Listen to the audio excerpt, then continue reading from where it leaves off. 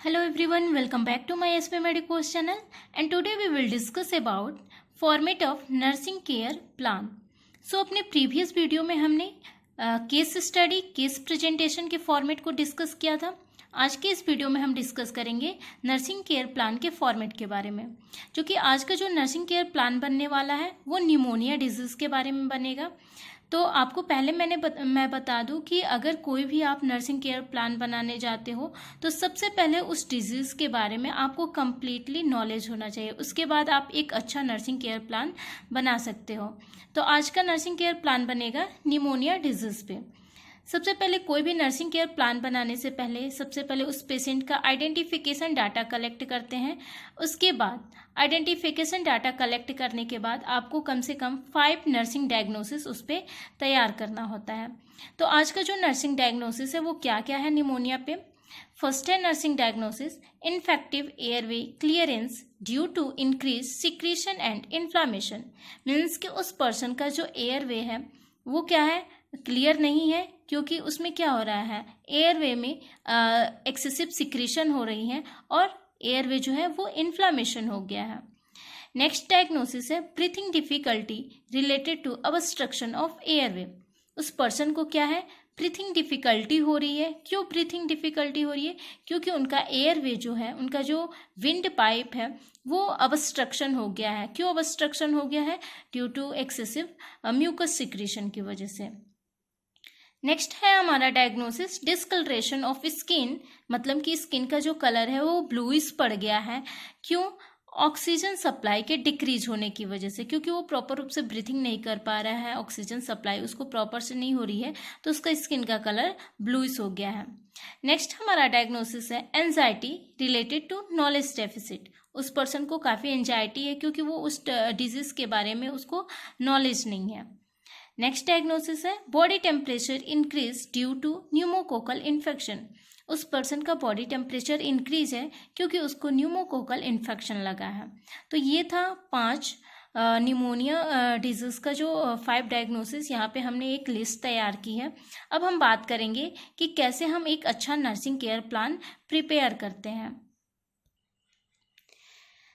यहाँ मैं बता दूं कि आपको एक बेहतरीन नर्सिंग केयर प्लान बनाने के लिए 7 कंटेंट आपको चाहिए, लेकिन कहीं कहीं क्या होते हैं 6 कंटेंट भी इंक्लूड होते हैं। अब वो क्या क्या होते हैं, जैसे कि आपको सबसे पहले असेसमेंट करना होता है उस पेशेंट का।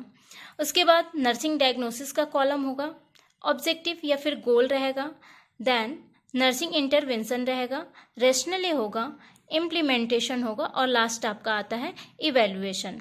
ओके, तो इतने सारे कंटेंट इंक्लूड होते हैं। कहीं कहीं क्या होता है रेशनले को स्किप कर देता है, लेकिन हमने यहाँ पे रेशनले भी इंक्लूड किया है। अब हम एक एक करके डिस्कस करेंगे। सबसे पहले असेसमेंट में क्या होता है कि हम उस पेशेंट का, हॉस्पिटल में जो भी पेशेंट है उसके पास हम गए हैं और उस पेशेंट का हम एसेस कर रहे हैं, उस पेशेंट को हम एसेस कर रहे हैं कि वो कौन से डिजीज से सफ़र कर रहा है। तो असेसमेंट के दौरान 2 चीज़ें अप्लाई करनी होती, एक होता है सब्जेक्टिव डाटा लेते हैं और एक होता है पेशेंट का हम ऑब्जेक्टिव डाटा। तो सब्जेक्टिव डाटा में क्या है कि पेशेंट के पास हम गए, उसको असेसमेंट कर रहे हैं, तो पेशेंट अपना कंप्लेन डॉक्टर को बता रहा है, तो वो सब्जेक्टिव डाटा हुआ। ऑब्जेक्टिव डाटा क्या है कि पेशेंट के कंप्लेन को सुनकर हमने क्या ऑब्जर्व किया उस चीज़ को हम ऑब्जेक्टिव डाटा में लिखते हैं। नेक्स्ट वन होता है नर्सिंग डायग्नोसिस, मतलब कि हमने जो भी ऑब्जर्व किया, हमने क्या फाइंड आउट किया उस चीज़ को हमने, या फिर वो डिजीज़ किस वजह से हो रहा है, तो उस चीज़ को हम नर्सिंग डायग्नोसिस में लिखते हैं। नेक्स्ट है हमारा ऑब्जेक्टिव या फिर गोल, मतलब कि उस डिजीज़ को ठीक करने मतलब क्या हमारा गोल है, उस डिजीज़ को कैसे ठीक करना है, तो क्या हमारा गोल है। नेक्स्ट वन होता है नर्सिंग इंटरवेंशन, मतलब कि उस डिजीज़ को जैसे कैसे ठीक करना है, तो क्या हमारा प्लान तैयार करना है, कैसे उस डिजीज़ को हम ठीक कर सकते हैं। उसके बाद आता है आपका रेशनले, मतलब कि जो भी हमने प्लान, जो भी हमने प्रोसीजर अप्लाई किया वो क्यों अप्लाई किया है, वो रेशनले में इंक्लूड करते हैं। उसके बाद आता है इम्प्लीमेंटेशन। इम्प्लीमेंटेशन का मतलब होता है कि जो भी हमने पेशेंट पे अप्लाई किया है वो अब कर चुके हैं, तो इम्प्लीमेंटेशन में आता है। और इवैल्यूएशन का मतलब होता है कि सारी चीज़ अप्लाई करने के बाद हमारा मूल्यांकन यानी कि इवैल्यूएशन क्या निकल रहा है, पेशेंट का कंडीशन अब कैसा है, तो इस चीज़ को हम इवैल्यूएशन में लिखते हैं। तो एक एक करके हम डिस्कस करेंगे। सबसे पहले असेसमेंट में है, मतलब कि हमने पहले ही बताया कि जो भी हम नर्सिंग केयर प्लान बना रहे हैं वो निमोनिया वाले पेशेंट का बना रहे हैं।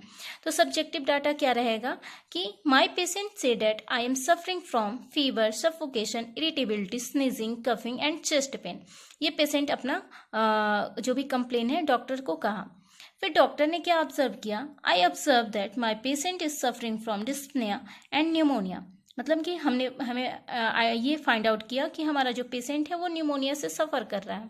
अब वो क्यों सफ़र कर रहा है, क्या हो रहा है उसको, infective airway clearance due to increase secretion and inflammation. तो उसका जो एयरवे है वो प्रॉपर रूप से क्लियर नहीं है क्योंकि एक्सेसिव म्यूकस का सिक्रीशन हो रहा है, प्लस उसमें इन्फ्लामेशन हो गया। तो हमारा गोल क्या होगा कि उस इन्फ्लामेशन को कम करना, प्लस जो भी एक्सेसिव सिक्रीशन हो रहा है उसको भी रिड्यूस करना, ये हमारा गोल हो गया।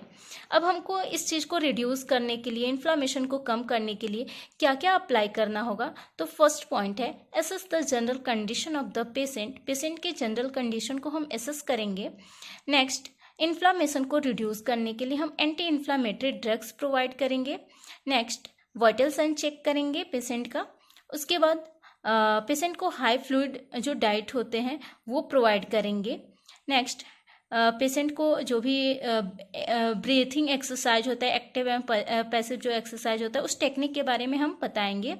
नेक्स्ट है एडमिनिस्ट्रेशन ऑफ ब्रोंकोडायलेटर्स। ब्रोंकोडायलेटर्स जो मेडिसिन आता है उस मेडिसिन को हम पेशेंट को एडवाइस करेंगे या प्रिस्क्राइब करेंगे। अब रेशनली में जैसे कि हमने बताया कि एसेस द जनरल कंडीशन, हमने जनरल कंडीशन क्यों एसेस किया, उसके हेल्थ को मेंटेन करने के लिए। प्रोवाइड एंटी इन्फ्लामेटरी ड्रग्स क्यों हम प्रोवाइड कर रहे हैं, इन्फ्लामेशन को रिड्यूस करने के लिए।